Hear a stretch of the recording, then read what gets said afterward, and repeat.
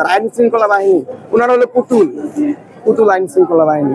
তাদের হেলমেট বাহিনীর হেল্প লাগবে, তাদের মাস্ক বাহিনীর হেল্প লাগবে, তাদের টোকাই বাহিনীর হেল্প লাগবে। তারা আসলে কি, তারা আসলে ডিফেন্স করতে পারে? সেখানে তাদের অনার্সের বড় ভাইরা কোন হিসাবে আমাদের উপর হামলা করলো? আমরা কি তাদের ছোট ভাই নই? তারা কি শুধুমাত্র তাদের কলেজেরই বড় ভাই? সব দায়ী কি আমাদের? তাদের কোনো দোষ নাই। তো সেই বিচার কি আদৌ হবে? আসলে কি আমরা স্বাধীন হয়েছি? একসাথে দেখা অনেক জনের এটা মাইনে নিতে পারতেছে না। তারা ছাত্রদের ভেজাল করতে অনেক ধরনের কাজ করতেছে, এটা সবাই সেই ব্যাপারে অবগতি আছে।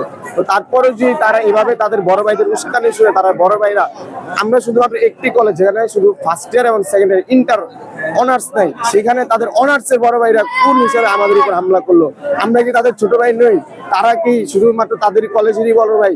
তারা বলে দিল তাদের কলেজ ভাঙচুর করেছে। তাদের কলেজকে আমরা একা ভাঙচুর করেছিলাম না, আমাদের নেতৃত্বে ভাঙচুর হয়েছে। আমরা গেছিলাম আন্দোলন করতে, সেই মুহূর্তে উত্তেজনার কারণে অনেক কিছু হয়ে গেছে। সেগুলোর জন্য কি সব দায়ী কি আমাদের? তাদের কোনো দোষ নাই। তো সেই বিচার কি আদৌ হবে?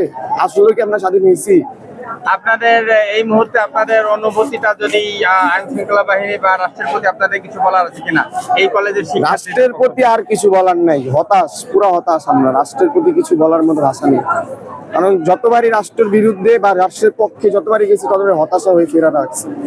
এই গণঅভ্যুত্থান হলো, কত মানুষ মারা গেল, কত কি মারা গেল। কয়েকদিন আগেও শুনি কিনা তারা চিকিৎসা অভাবে ভুগতেছে। তো এখানে রাষ্ট্রকে আর কি বলার আছে? আর আইন শৃঙ্খলা বাহিনী ওনারা হলো পুতুল পুতুল আইন শৃঙ্খলা বাহিনী। যে আসবে তারা তার সাথে থাকবে। তাদের যে বাহিনী, তাদের এই বাহিনীতে হয় না। তাদের হেল্প লাগে, তাদের হেলমেট বাহিনীর হেল্প লাগবে, তাদের মাস্ক বাহিনীর হেল্প লাগবে, তাদের টোকাই বাহিনীর হেল্প লাগবে। তারা আসলে কি, তারা আসলে ডিফেন্স করতে পারে?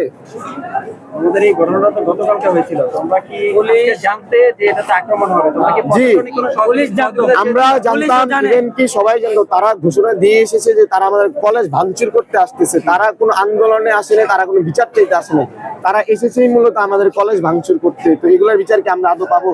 প্রশাসনিক তোমাদের এই কলেজকে প্রশাসন যদি আমাদের নিরাপত্তা দিত তাহলে এত কিছু হতো? নিরাপত্তা দেই নাই। প্রশাসন হলে তো এত ক্ষয়ক্ষতি হয় না। আমাদের এত ছাত্রদের যারা আসছে যে আসলে কি হইতেছে তা জানার জন্য তাদের গায়ে হামলা করা হয়েছে। আমাদের কারো কাছে তো কোনো ধারালো কিছু ছিল না। আমাদের কেউ তো তাদেরকে পাল্টা আক্রমণ প্রশাসনে এটা করছে যে আমাদের কলেজ ক্যাম্পাস নিজের বুকে হাত দিলে সবাই তাকে ডিফেন্স করার চেষ্টা করে। একটু ডিফেন্স করার চেষ্টা করছে, বাট এমন ছিল না যে আমরা আগে থেকে প্রস্তুতি নিয়ে দাঁড়ায় আছি, আমরা ওদের মতো টোকাই নিয়ে দাঁড়ায় আছি ওরা আসলে মারতে হবে। আমরা জানি ওরা শিক্ষার্থী, আমরা শিক্ষার্থী। তো ওরা যে শিক্ষার্থী পিছনে যে কুকুর বিড়ালের মতো যে আচরণ, যে মানসিক মনোভাবটা, সেটা ওদের ঠিক হয়নি। এর তীব্র প্রতিবাদ জানাই আমরা। তোমাদের যে ঘটনা ঘটেছিল, তোমাদের শিক্ষকরা কি এর মানে কোনো উদ্যোগ নেয়নি কোনো ঘটনার জন্য? এখানে আমাদের শিক্ষকরা আর কি উদ্যোগ নেবে? তাদের হাত পা কাইন্ড অফ বাধা বললেই চলে। তারা কার সামনে কি কথা বলবে? তাদের যে ক্যাডার, এক একজন বড় বড় ক্যাডার, অনার্সের বড় ভাইদের যে উস্কানিমূলক কথা, তার সামনে আমাদের শিক্ষক এই রাষ্ট্রের মনে হয় না কোনো সমন্বয় কিছু তাদের করতে পারবে। তাদের কথার যে স্টাইল, ওটাতে মনে হয় না এখন তো প্রতি ঘরে ঘরে সমন্বয়ক। কয়দিন পরে দেখবে আমাদের সমন্বয়কের চোখে তারা আঙুল দিতেছে। প্রবাসীদের বিনিয়োগের শতভাগ নির্ভরযোগ্য প্রতিষ্ঠান প্রবাসীর সিটি লিমিটেড। এখানে বিনিয়োগ করে হালাল মুনাফা অর্জন করুন।